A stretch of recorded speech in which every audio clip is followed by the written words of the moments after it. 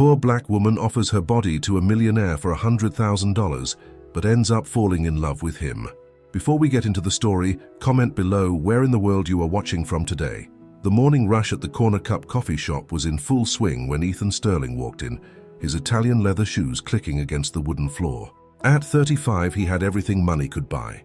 A penthouse overlooking Central Park, a collection of sports cars, and a tech company worth billions. But that morning, like every morning, his cold blue eyes held nothing but boredom. "The usual, Mr. Sterling?" asked one of the starstruck baristas, practically tripping over herself to serve him.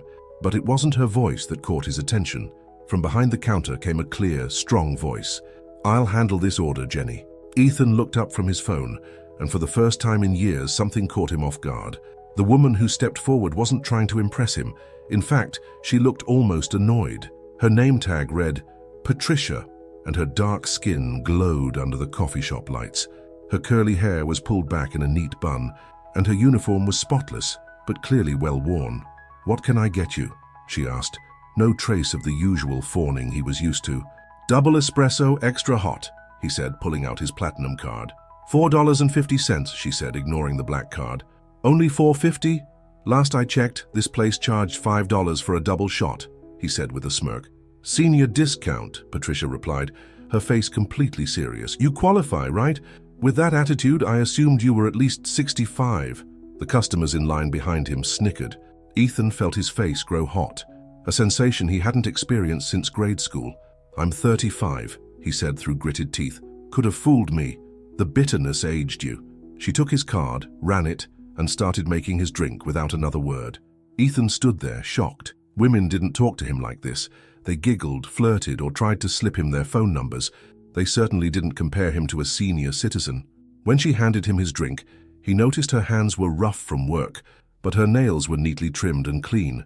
No fancy manicure, just practical care. "Have a nice day," she said, already turning to the next customer. "Wait," he said, pulling out a $100 bill.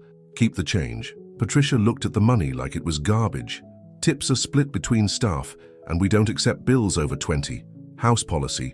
She turned away, leaving him standing there with the $100 bill in his hand like an idiot. For the first time in years, Ethan left the coffee shop thinking about someone other than himself. Who was this woman who dared to dismiss him? He pulled out his phone and called his assistant. "Marcus, I need you to find out everything you can about a barista named Patricia at Corner Cup Coffee and get me Roberts on the phone. I want to buy that coffee shop." "Right away, Mr. Sterling," Marcus replied. "But sir, you have a board meeting in 10 minutes. Ethan hung up and took a sip of his coffee. It was perfect, better than any other coffee he'd had there before. The taste only irritated him more. That afternoon, Marcus brought him a file. Patricia Ward, who went by Trish to her friends, worked 2 jobs, the morning shift at the coffee shop and evening shifts at St. Mary's Hospital, where both her parents were patients. Her father had severe heart problems, and her mother was fighting cancer.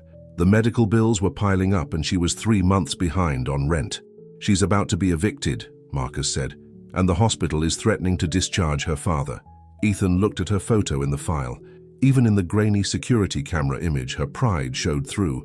"How much would it take to solve all her problems?" he asked. "Around $100,000 would cover the medical bills and get her back on track with rent." Ethan smiled, but it wasn't a kind smile. "Perfect. Send a car for me tomorrow morning.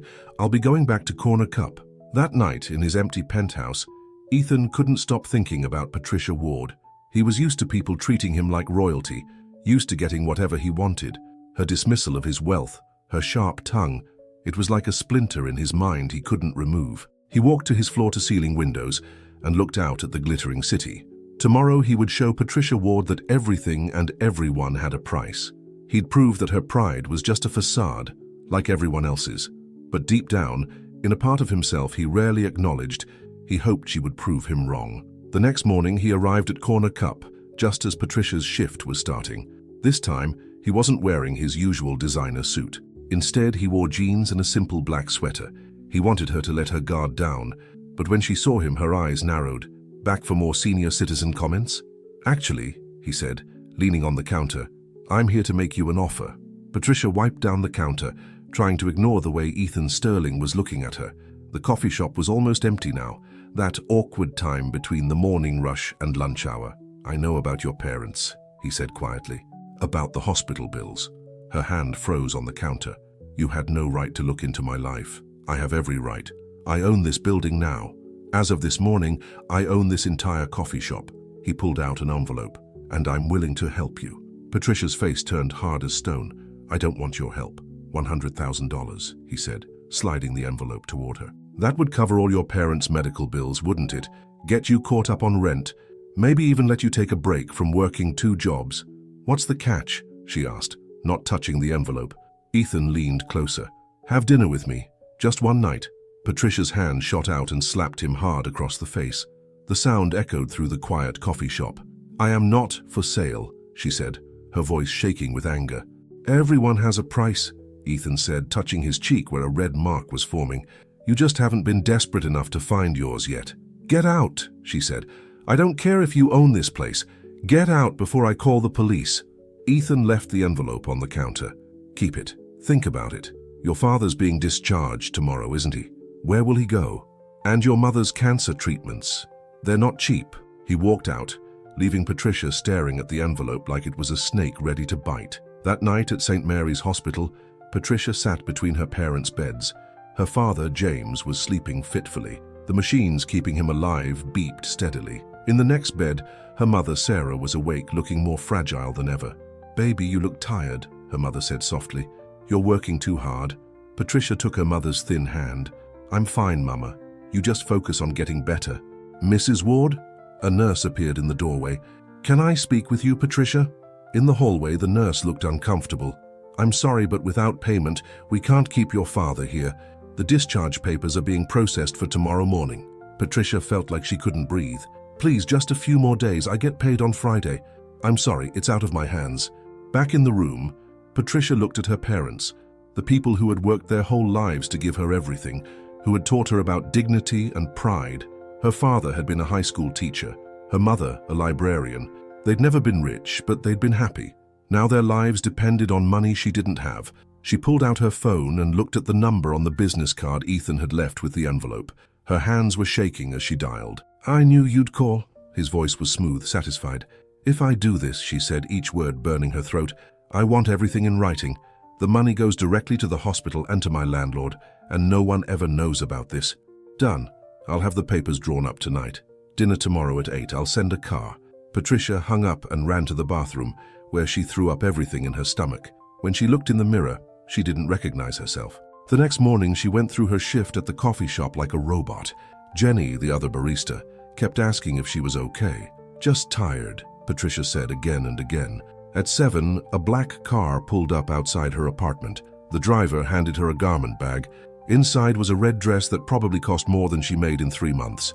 Sitting in the back of the car, Patricia touched the crucifix necklace her mother had given her for her 16th birthday. I'm sorry, Mama, she whispered.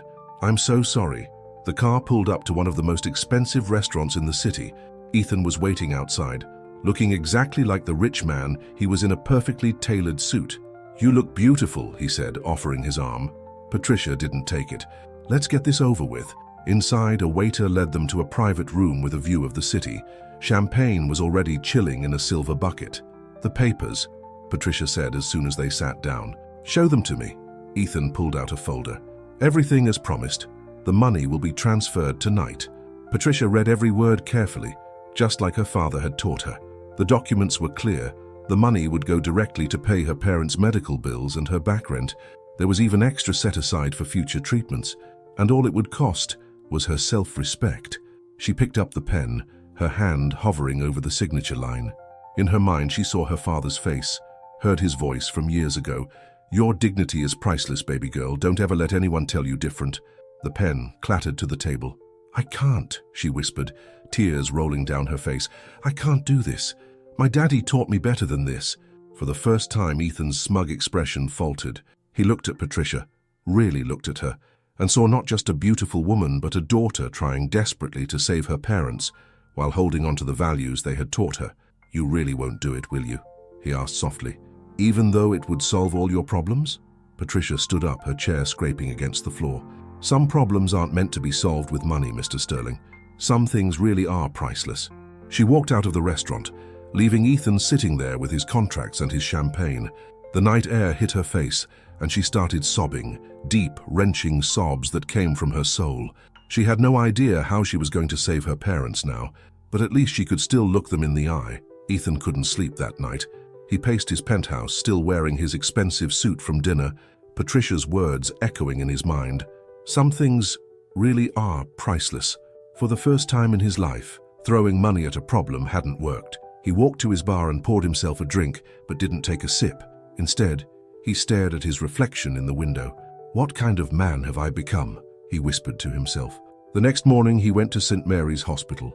Not to the main entrance, but to the service door, where he knew Patricia would be arriving for her evening shift. He waited in his car, watching as she walked up, her shoulders slumped with exhaustion. Before she could enter the building, he got out. "Patricia, wait." She turned, and the look of disgust on her face hit him like a physical blow. "Leave me alone, Mr. Sterling. Haven't you done enough?" "I'm sorry," he said, the words feeling strange in his mouth. He couldn't remember the last time he'd apologized to anyone. "What I did was wrong. Let me help. No strings attached." "I don't believe you," she said, turning away. "Please," he said, reaching for her arm. "Your father. Don't you dare talk about my father." She yanked her arm away. "You know what? You were right about one thing. I am desperate, but I'd rather watch everything fall apart than take help from someone like you." She went inside, leaving him standing there in the parking lot. But this time, her rejection didn't make him angry. It made him ashamed. Inside the hospital, Patricia tried to focus on her work, but her hands were shaking. She had just finished cleaning a room when her supervisor called her into the office. "Patricia, there's been a development with your parents' bills," the supervisor said.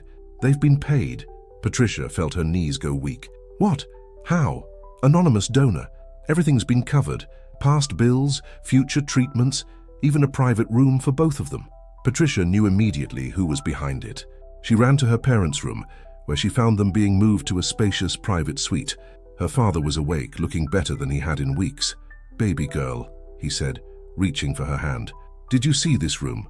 They say we can stay as long as we need." Patricia felt tears in her eyes. "Daddy, I need to tell you something." She told them everything, about Ethan's offer, about almost taking it, about walking away. By the end, her mother was crying and her father's face was dark with anger. "You did the right thing, baby," her father said.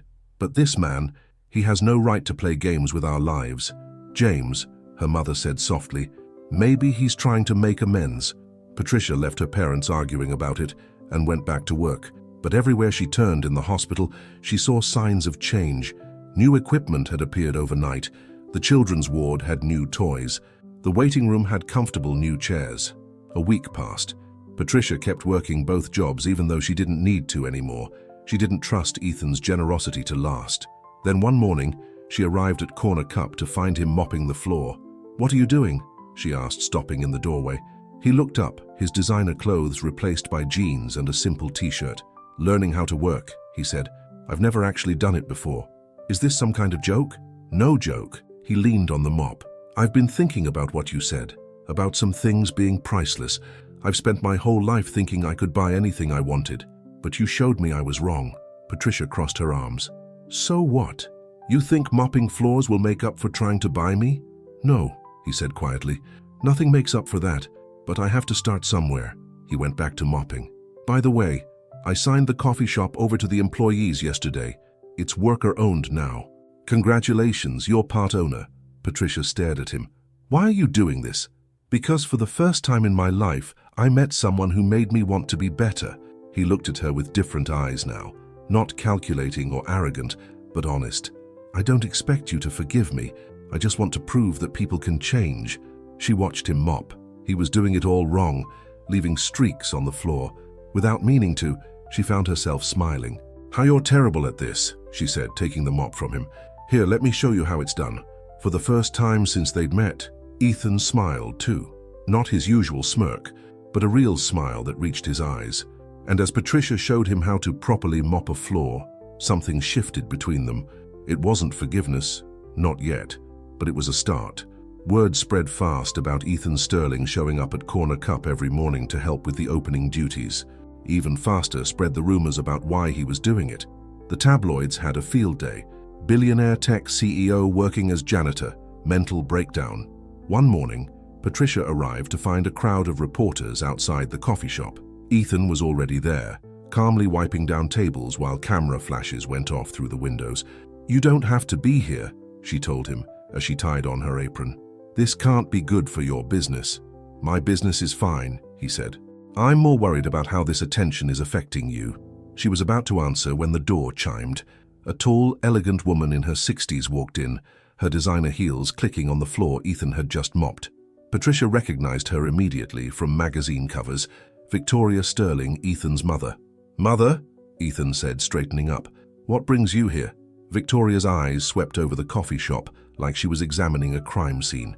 "Really, darling, this has gone on long enough. The board is concerned. Your sister Charlotte is getting calls from all our friends. It's embarrassing." "I'm not embarrassed," Ethan said. "Well, you should be." Victoria turned to Patricia. "How much?" Patricia blinked. "Excuse me? How much to make you go away? Name your price." "Everyone has one." Ethan stepped between them. "Mother, stop. Don't be naive, Ethan. I've seen this 100 times. These women always want the same thing, money. So let's cut to the chase." She pulled out her checkbook. $1 million to disappear from my son's life. That's more than generous." Patricia felt like she'd been slapped. "Mrs. Sterling, I don't want your money." $2 million then." "Mother!" Ethan's voice was sharp. "Get out, now!" Victoria's perfectly made-up face hardened. "You're making a mistake, Ethan. This person, she's beneath you. Think of our family name." "I am thinking of it," Ethan said. "And I'm ashamed of it for the first time in my life." After Victoria stormed out, the coffee shop was silent except for the whir of the espresso machine. Patricia's hands were shaking as she tried to make drinks for the growing line of customers, all pretending they hadn't just witnessed the scene. "I'm sorry," Ethan said, coming behind the counter to help her. "I should have known she'd do something like this." "Is that what you really think of me?" Patricia asked quietly. "That I'm beneath you?" "No," he said firmly. "If anything, I'm trying to rise to your level."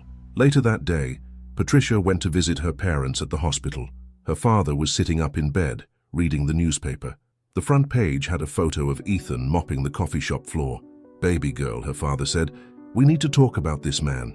Patricia sat down heavily. "Daddy, it's not what you think, isn't it? First he tries to buy you like property. Then he pays our medical bills without asking. Now he's following you around like a lost puppy. What's his game?"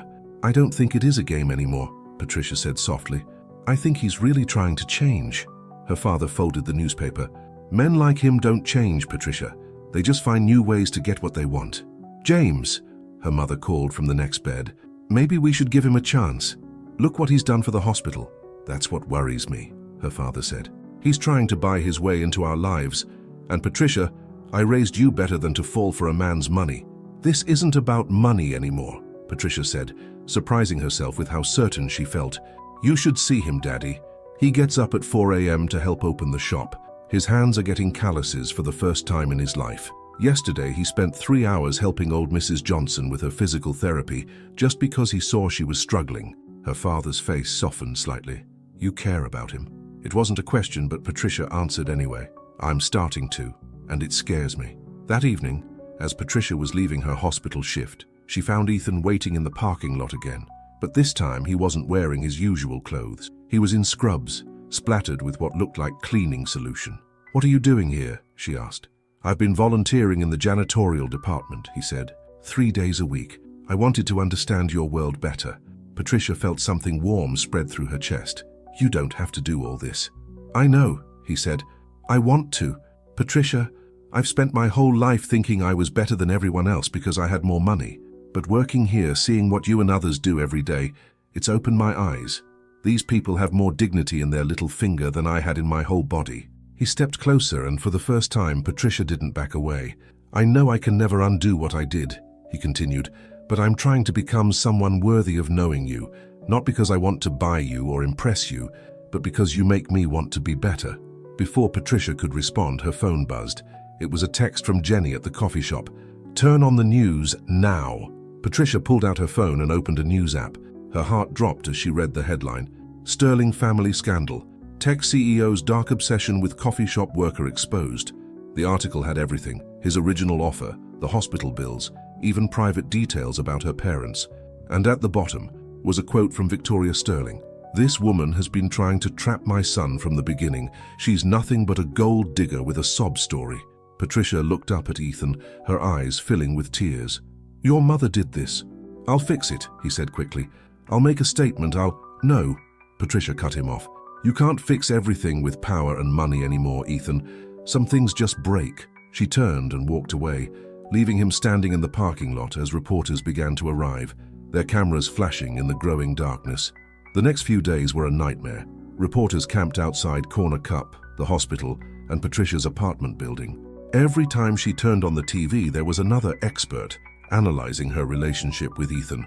She's clearly after his money, one commentator said. He's having a midlife crisis, said another.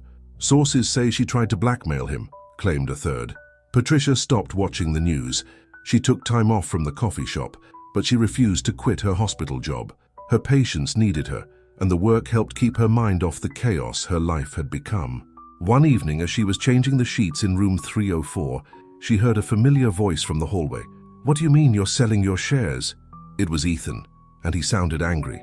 Patricia peeked out. Ethan was facing his sister Charlotte, both of them dressed for a board meeting. I'm sorry, Ethan, Charlotte said, but Mother's right. The company's stock has dropped 15% since this scandal broke. The board is talking about removing you as CEO. So remove me, Ethan shot back. I don't care anymore. Don't say that. This company is your life. No, it was my prison.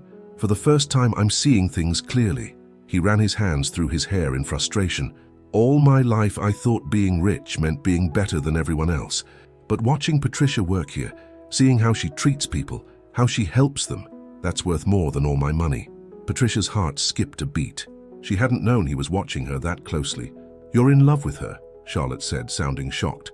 Yes, Ethan replied simply, and I don't deserve her. Patricia backed away from the door, her hands trembling. She bumped into a cart, sending supplies scattering across the floor. The noise brought Ethan and Charlotte running. Patricia, Ethan said, immediately dropping to help her pick things up. Are you okay? I'm fine, she said, not meeting his eyes. You shouldn't be here. Actually, Charlotte spoke up, I'm glad we ran into you. There's something you should know. Patricia looked up. Charlotte's face was serious. Our mother, Charlotte continued. She's planning something. I heard her on the phone with her lawyers. She's going to claim you manipulated Ethan into paying your parents' medical bills. She's trying to build a fraud case against you. She can't do that, Ethan exploded. I made those payments voluntarily. It doesn't matter, Patricia said quietly. The damage is already done. My reputation is ruined. I can barely go outside without being harassed. And now your mother wants to send me to jail. I won't let that happen, Ethan said firmly. You can't stop it, Patricia replied. Your mother was right about one thing. I am beneath you, not because of money, but because I was stupid enough to think this could work. She turned to leave, but Ethan caught her arm. Yesterday, I saw you sit with Mr. Rodriguez for 2 hours after his family couldn't make it to visit him. Last week, you spent your lunch break reading stories to the kids in pediatrics.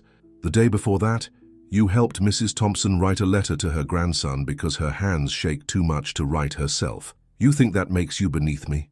Patricia felt tears forming in her eyes. Stop. No, I won't stop. You want to know what I see when I look at you? I see someone who has more class and dignity in one day than my whole family has had in generations. You're not beneath me, Patricia. I'm the one who needs to rise to your level. Charlotte cleared her throat. Ethan, the board meeting starts in 20 minutes. I'm not going, he said, not taking his eyes off Patricia. What? But they're voting on whether to keep you as CEO. Let them vote. I've made my decision. He pulled out his phone and dialed. Marcus, call a press conference right now in front of the hospital. An hour later, Patricia watched from a hospital window as Ethan stood before a sea of reporters. The media frenzy had drawn an even bigger crowd than usual. My name is Ethan Sterling, he began, and I've been living a lie. I thought being rich made me special. I thought everything and everyone had a price. Then I met someone who proved me wrong. He looked up at the hospital windows, and though Patricia knew he couldn't see her, she felt his gaze. I tried to buy her affection, he continued. I offered her money when she needed help. She turned me down and taught me about dignity instead. Yes, I paid her parents' medical bills. Yes, I've been working at a coffee shop and volunteering at this hospital. And yes, I'm in love with her. The reporters went wild, shouting questions. But this press conference isn't about her. Ethan raised his voice above the chaos. It's about me. Effective immediately, I'm stepping down as CEO of Sterling Tech. I'm also announcing the creation of the Ward Family Foundation, named after Patricia's parents. This foundation will help families struggling with medical bills. I'm funding it with half my personal fortune. Patricia's phone started ringing. It was her father. "Baby girl," he said when she answered. "Are you watching this?" "Yes, Daddy. Your mother's crying. She says maybe we were wrong about him." Patricia watched as Ethan continued his speech, announcing more plans to help the hospital and the community. He looked different up there, not like the arrogant billionaire she'd first met, but like someone who had finally found his purpose. "Maybe we were all wrong about him," she whispered. Victoria Sterling sat in her Manhattan penthouse, watching her son's press conference on a large flat-screen TV, her perfectly manicured nails dug into the leather armrest of her chair as she listened to Ethan announce he was giving away half his fortune. "This is unacceptable," she said into her phone. "I want her investigated. Every detail of her life, every skeleton in her closet. Nobody is this perfect. Find something we can use." In the hospital cafeteria, Patricia sat with her parents, who had been allowed to eat together for the first time since their treatments began. The TV mounted on the wall was replaying Ethan's press conference. "He gave up his company," her father said, shaking his head. "For you." "I never asked him to do that," Patricia replied, pushing her food around on her plate. "Maybe that's exactly why he did it," her mother said softly. She reached across the table and took Patricia's hand. "Baby, when your father and I first met, his family didn't approve of me either. They thought a librarian wasn't good enough for their son. That was different, Mama. Was it?" Her father smiled. "Love is love, baby girl. Rich or poor, it hits you the same way." Before Patricia could respond, her phone buzzed with a text from Jenny at the coffee shop. "You need to see this now." Patricia pulled up the news on her phone and felt her heart stop. There was a photo of her from years ago in handcuffs. The headline read, "Sterling's new love has criminal past." "Oh God," she whispered. Her father grabbed the phone and read the article, his face getting darker with each word. "They're twisting everything around." The article detailed Patricia's arrest at age 19, when she had taken the blame for her best friend Lisa's shoplifting because Lisa was pregnant and couldn't risk going to jail. The charges had been dropped, but Victoria Sterling's lawyers had dug up the sealed records. Miss Ward's history of deception raises questions about her true motives in pursuing Ethan Sterling. The article quoted Victoria saying, "Patricia felt sick. I have to find Ethan before he sees this." But as she stood up, Ethan burst into the cafeteria. His tie was loose, his hair messy like he'd been running his hands through it. "Patricia," he said out of breath, "I just saw the article. Are you okay?" She stared at him. "You're not angry." "Angry? Why would I be angry?" "Because I never told you about the arrest." Ethan walked over and took her hands in his. "I don't care about that. I care that my mother is trying to hurt you to get to me." "Son," Patricia's father spoke up, "pull up a chair. I think it's time we all had a talk." Ethan sat down, still holding Patricia's hand. Her father studied him for a long moment. "You love my daughter?" he asked directly. "Yes, sir. More than anything." "Then you need to understand something. That arrest, that was Patricia protecting someone who needed help. That's who she is, always putting others first, even when it costs her everything." Ethan squeezed Patricia's hand. "I know. That's why I love her." Suddenly there was a commotion at the cafeteria entrance. Victoria Sterling walked in, followed by a team of lawyers and security guards. "Well, isn't this cozy?" she said, her voice dripping with sarcasm. "The happy family." "Mother, don't," Ethan warned, standing up. "I'm not here for you, darling." She turned to Patricia. "I've filed a lawsuit against you for fraud and defamation. My lawyers estimate the damages at $50 million. Patricia felt the room spin. "What? You manipulated my son into paying your family's medical bills. You turned him against his own family. You've damaged our company's reputation. Actions have consequences, my dear." "That's enough," Ethan's voice boomed through the cafeteria. "You want a lawsuit, Mother? Fine, I'll countersue you for slander. I'll tell everyone how you tried to pay Patricia to disappear, how you leaked sealed records to the press."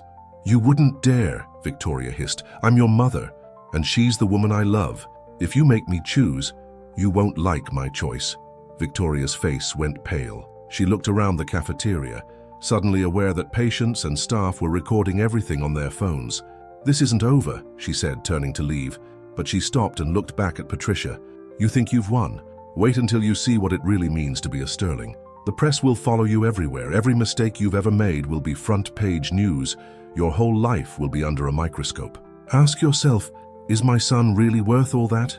After she left, the cafeteria erupted in whispers. Patricia felt overwhelmed. Everything was happening too fast. I need some air, she said, pulling her hand from Ethan's. She ran to the hospital's rooftop garden, her secret place when things got too hard. But this time she wasn't alone. Ethan followed her. Patricia, wait. Whatever you're thinking, don't let my mother get in your head. She's right, though, Patricia said, turning to... Look at what's already happened. My arrest is all over the news. People are calling me a gold digger. Your company is suffering. Your family is falling apart. I don't care about any of that. But I do. She wiped away tears. I was raised to stand on my own 2 feet, to never let anyone fight my battles for me. But being with you means everyone will always question my motives. They'll always see me as the poor girl who trapped a rich man. Ethan stepped closer. Then let them talk. We know the truth. Do we? Patricia looked out over the city lights. When we met, you thought I was beneath you. Now you've given up everything to prove I'm not. That's not healthy, Ethan. That's not real. You're wrong, he said softly. I gave up nothing. You showed me what really matters. Money, power, status. It's all meaningless without love. He reached for her, but she stepped back. I need time, she whispered. Please, just give me time to think. Ethan looked like he wanted to argue, but instead he nodded. I'll wait, however long you need. But Patricia, he took something from his pocket, a simple paper coffee cup sleeve from Corner Cup. This is where we met, where you first showed me what real dignity looks like. Whatever you decide, know that you've changed my life forever. He left her there on the rooftop, holding the coffee sleeve and wondering if love was enough to bridge the gap between their worlds. A week passed.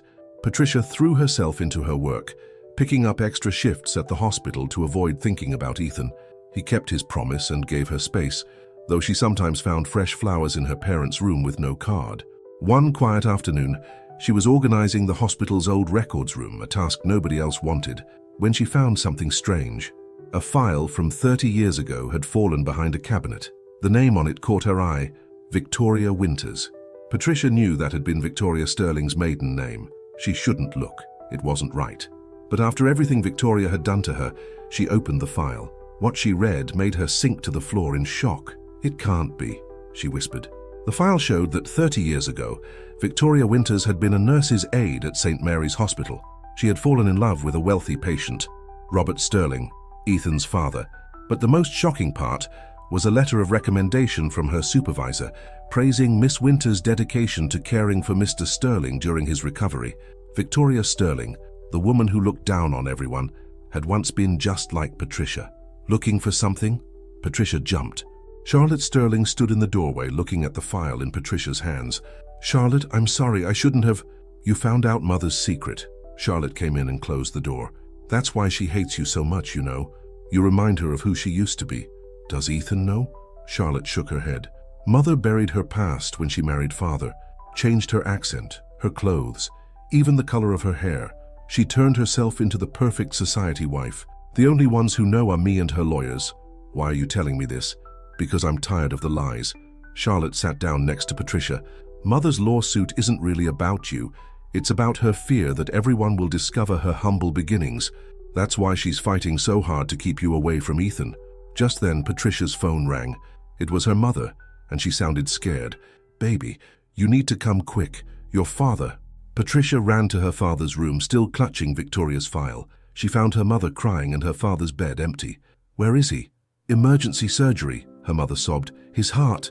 They say he might not make it this time. The next hours were a blur. Patricia and her mother sat in the waiting room, holding hands and praying. Around midnight, the doctor came out looking grave. He needs a specialized procedure, the doctor explained, but it's experimental. Insurance won't cover it. How much? Patricia asked.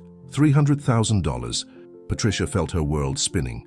Even with her coffee shop ownership and hospital salary, she could never afford that. I'll pay for it.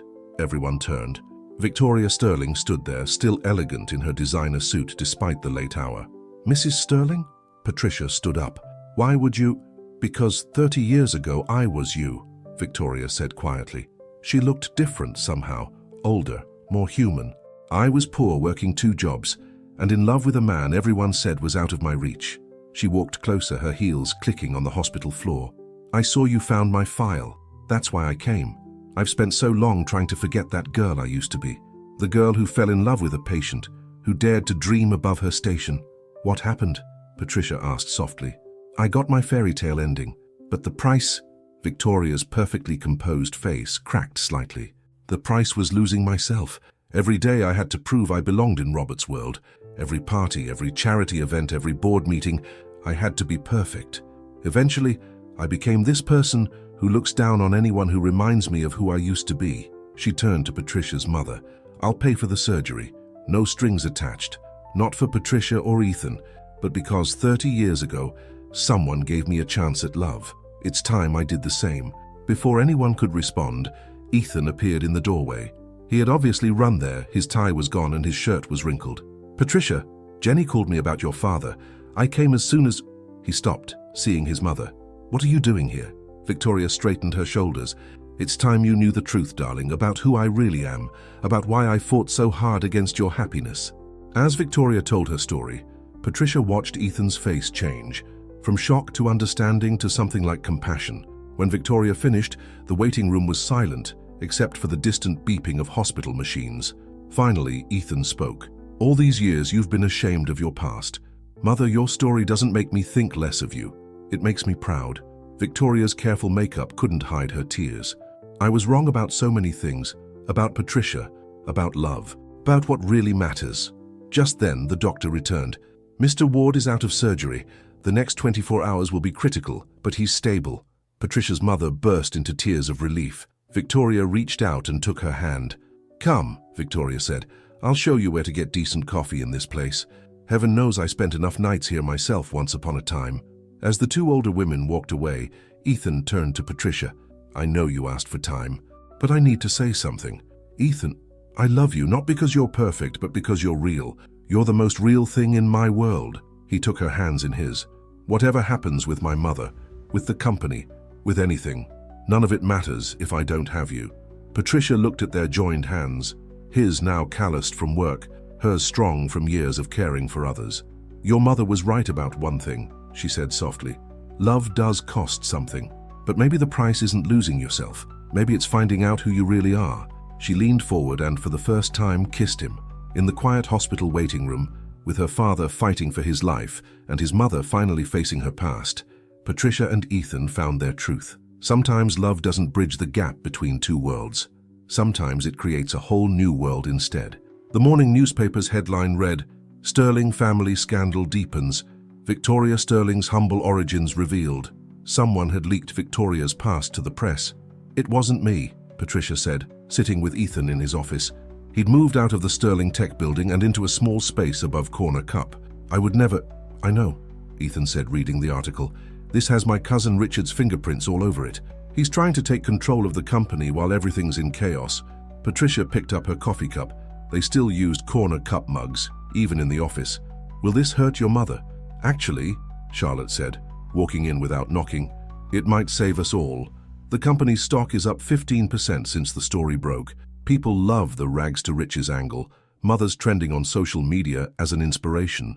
Victoria herself was handling things differently than anyone expected. Instead of hiding, she'd gone to visit Patricia's father in the hospital. The two families had watched in amazement as the elegant Mrs. Sterling sat for hours, sharing stories about her days as a nurse's aide. But not everyone was celebrating this newfound peace. Richard Sterling, Ethan's cousin and the company's chief financial officer, called an emergency board meeting. His face was red with anger as he paced the conference room. "This is a disgrace," he shouted. "First Ethan throws away his position for some cleaning lady. Then we find out Aunt Victoria was one herself. The Sterling name used to mean something." "It still does," Ethan said calmly. "It means we value people for who they are, not what they own." "You naive fool," Richard sneered. "While you've been playing poor little rich boy, I've been digging, and I found something very interesting about your girlfriend's friend Lisa, the one she got arrested protecting all those years ago." Patricia, who had been quietly observing from a chair in the corner, felt her heart stop. Richard pulled out a file. "Seems Lisa didn't just shoplift that one time. She had a whole scheme going. And guess who helped her move the stolen merchandise?" "That's a lie," Patricia said, standing up. "Lisa was pregnant and desperate. It was one time." Really? Richard tossed photos across the table. Then explain these. The photos showed a young Patricia carrying boxes into a warehouse. More photos showed Lisa selling clothes with security tags still attached. I didn't know, Patricia whispered. Lisa told me those boxes were donations for a women's shelter. Save it, Richard said. I've already sent copies to the police. They're reopening the case. Conspiracy, organized retail theft, those are felony charges. You can't do this. Ethan stood so quickly his chair fell over. I already did. Face it, cousin. Your little romance is over. Patricia's going to jail and you're going to lose everything you have left trying to save her. Ethan grabbed Richard's collar. I'll destroy you. Ethan, stop. Patricia pulled him back. This is what he wants. More scandal, more chaos. Victoria, who had been silently watching, suddenly spoke up. Richard, dear, you forgot something. What's that, Aunt Victoria? I wasn't just any nurse's aide. I worked in the hospital's records room, and I remember a certain nephew who came to me 20 years ago, begging me to make his DUI records disappear. She smiled coldly. I wonder what the board would think about that, or about the gambling debts you've been paying with company money. Richard's face went white. You're bluffing. Try me. Victoria stood, every inch the society queen, despite the revelations about her past. I may have started at the bottom, but I learned every dirty secret in this family on my way to the top. Don't test me, Richard. Richard stormed out, but everyone knew this wasn't over. He had too much to lose to give up now. Later that night, Patricia sat with Lisa in a small diner. Her old friend looked tired, her once bright eyes now dull with guilt.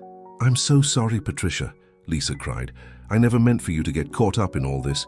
I was desperate back then. My baby was coming, and I had nothing. Why didn't you tell me the truth? Because you were the only good thing in my life. The only person who ever helped me without wanting something in return. Lisa wiped her eyes. And now look what I've done to you. Patricia reached across the table and took her friend's hand. We'll figure this out, but I need you to tell me everything. No more secrets. As Lisa talked, Patricia felt her world shifting again. The scheme had been bigger than she'd imagined. More people were involved, including some who were now powerful figures in the city. When she got back to the hospital to check on her father, she found Ethan waiting. I heard everything, he said. Lisa called me after you left the diner. We have proof that Richard was involved in the stolen merchandise scheme. He was laundering money through it. What? That's why he's so desperate to stop us. If this comes out, he's finished. Patricia felt overwhelmed. Ethan, I'm scared. Your cousin is right. I could go to jail. Maybe it would be better if we just ended things now before... Ethan put his finger on her lips. Stop. Remember what you told me when we first met? About dignity. About standing up for what's right. He took her face in his hands. Now it's my turn to stand up for you. But the risk is worth it. You taught me that some things are priceless, Patricia. Love, truth, justice. Those are worth fighting for. From her father's hospital room came the sound of laughter. Victoria was there again, sharing more stories about her past with Patricia's parents. The sight of their families together, healing old wounds and building new bonds, made Patricia's eyes fill with tears. When did you get so wise? She asked Ethan. I learned from the best. He smiled. Now let's go take down my cousin and prove your innocence. Together, Patricia looked at their reflection in the hospital window, the cleaning lady and the billionaire, both changed by love, both ready to fight for what mattered most. Together, she agreed, taking his hand, but neither of them saw Richard watching from the shadows, his phone pressed to his ear.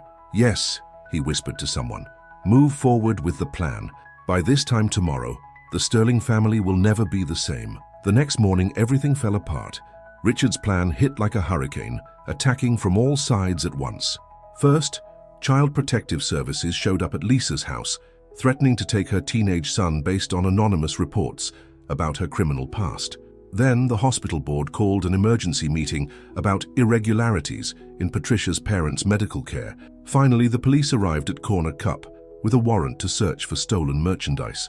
He's trying to destroy everything we care about, Patricia said, watching the police tear apart the coffee shop. Her employees huddled together, scared and confused. Ethan paced the sidewalk outside, making calls. My lawyers are working on it, but Richard's thought this through. He's using his connections in the city to... He stopped as a black SUV screeched to a halt in front of them. Charlotte jumped out, her face pale. Ethan, it's Mother! Richard's called another board meeting. He has proof that she falsified hospital records years ago to hide his DUI. He's threatening to have her arrested for fraud. Victoria herself arrived minutes later. her usual perfect composure cracking. "He's taken everything," she said, sinking into a chair. "All my careful plans, all my secrets. He's using them against me, against all of us." Patricia looked around at these people who had become her family. Lisa crying about her son, her parents facing losing their medical care, Victoria facing arrest, Ethan about to lose his company, all because she'd entered their lives. "This has to stop," she said quietly. Everyone turned to look at her. "Patricia," Ethan started, but she held up her hand. "No, listen. Richard's doing all this because of me, because I represent everything he hates. Poor people getting close to his precious family name." She took a deep breath. "So, I'll make it easy. I'll confess to the theft charges." "Absolutely not," Ethan and Victoria said at the same time. "Think about it," Patricia continued. "If I confess, take full blame, then Lisa keeps her son. The hospital board has no reason to question my parents' care, and Richard loses his leverage over the family. And you go to jail," Ethan said, his voice breaking. "No, there has to be another way." Jenny, who had been quietly listening, suddenly spoke up. "Maybe there is." Everyone turned to look at her. "The night manager at my old job at the mall, he used to talk about Richard Sterling, about how he'd come in late at night, meeting with people in the loading dock." "The loading dock?" Lisa's eyes went wide. "That's where we used to drop off the boxes." Victoria straightened in her chair, her old fire returning. "Of course, Richard wasn't just helping launder the money, he was running the whole operation, using his position at Sterling Tech to hide the profits." "But we can't prove it," Charlotte said. "He's too careful." "Maybe we can," Jenny said. She pulled out her phone. "My ex-boyfriend worked security. He used to complain about having to turn off certain cameras on specific nights. I bet he kept records." For the next hour, they worked furiously. Jenny called her ex. Lisa contacted other people from the old days who might talk. Victoria used her society connections to pressure the hospital board. Charlotte dug through years of company financial records. Then Ethan got a text that made him smile for the first time all day. "What is it?" Patricia asked. "Remember Marcus, my old assistant? He just sent me something interesting. Seems he's been keeping his own records of Richard's activities, meeting times, phone calls, money transfers, everything." "Why would he do that?" "Because I always treated him like a human being, and Richard didn't." Just then, Patricia's father called from the hospital. "Baby girl, you need to see something on the news. Right now." They turned on the TV in the coffee shop. Richard was giving a press conference in front of Sterling Tech. "It's with great sadness that I must expose the criminal elements that have infiltrated our family," he was saying. "Patricia Ward is not the innocent victim she pretends to be. She's part of a criminal organization that—" The feed suddenly cut off. When it came back on, there was a different press conference happening at the mall loading dock. The city's district attorney was speaking. "Following an anonymous tip and substantial evidence, we are announcing multiple indictments in a decade-long money laundering and theft operation. Among those indicted is Richard Sterling, CFO of Sterling Tech, who appears to have been the mastermind." The coffee shop erupted in cheers.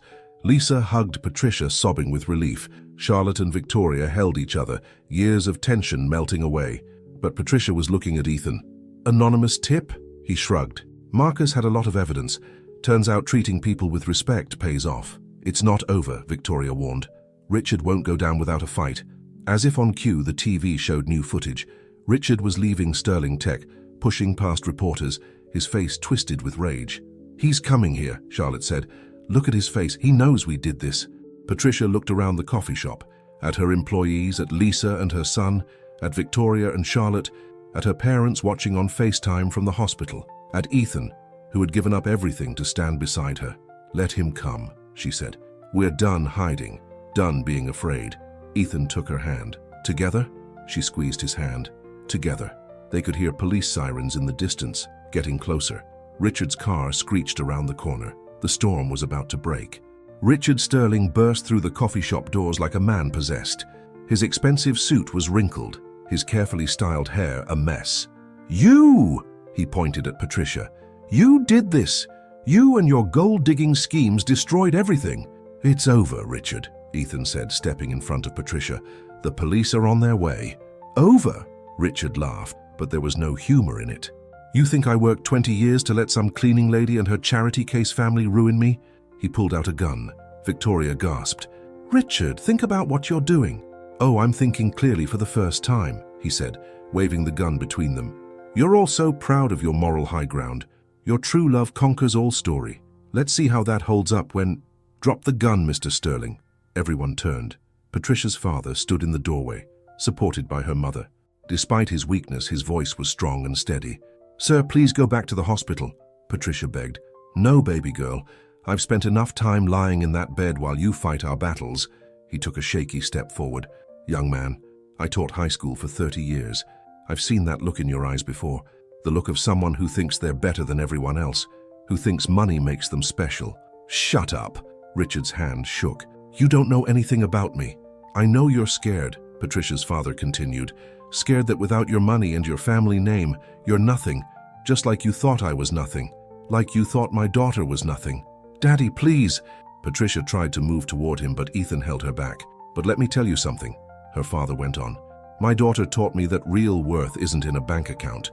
It's in how you treat people, in the lives you touch, in the love you share." During this speech, Victoria had been slowly moving closer to Richard. Now she reached out and touched his arm. "He's right," she said softly. "I spent years ashamed of who I was, trying to prove I belonged in this world of wealth and power. But Patricia showed me that I had it backwards. It's not about belonging in their world. It's about creating our own. A world where what matters isn't what you own," Charlotte added, "but who you are." Richard's hand trembled harder. "You're all fools. Love doesn't pay the bills. Love doesn't give you power." "No," Patricia said, "but it gives you something better.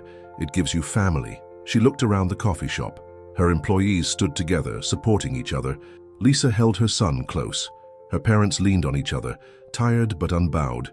Victoria and Charlotte, no longer bound by pretense, and Ethan, who had given up everything only to gain something more precious. "That's what you never understood, Richard," Ethan said. "The price of love isn't what you lose, it's what you gain." Police sirens wailed outside. Red and blue lights flashed through the windows. "It's your choice," Patricia said gently. "Keep fighting alone, or learn to be part of something bigger than yourself." For a moment, no one moved. Then, slowly, Richard lowered the gun. As the police led him away, he looked back at them. "I don't understand," he said, sounding lost. "How did you all choose love over money, over power?" "Because," Victoria said, "some things really are priceless." The next few weeks were a whirlwind. Richard's arrest made headlines, but so did the story of how a diverse group of people came together to expose his crimes.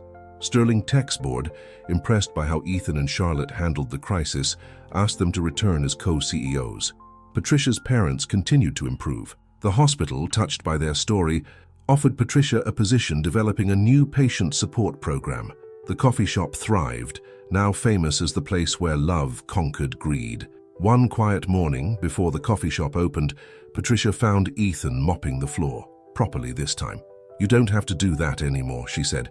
"You're a CEO again." "I want to," he replied.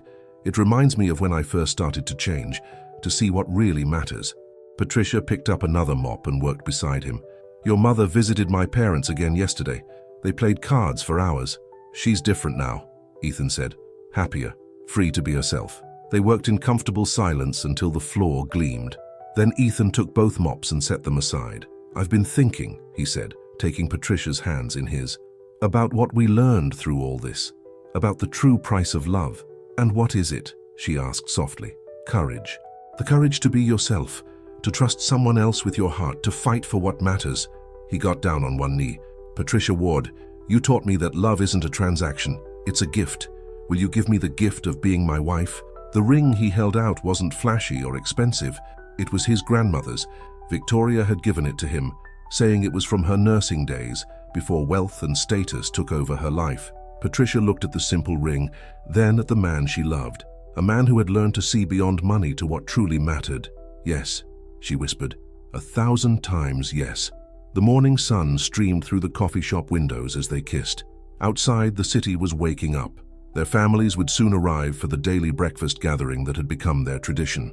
Life wasn't perfect, but it was real. In the end, love had cost them many things: pride, pretense, fear. But what they gained was beyond price: understanding, acceptance, family, and a truth that would guide them forever. Sometimes the greatest wealth isn't what you have, but who you become when you dare to love.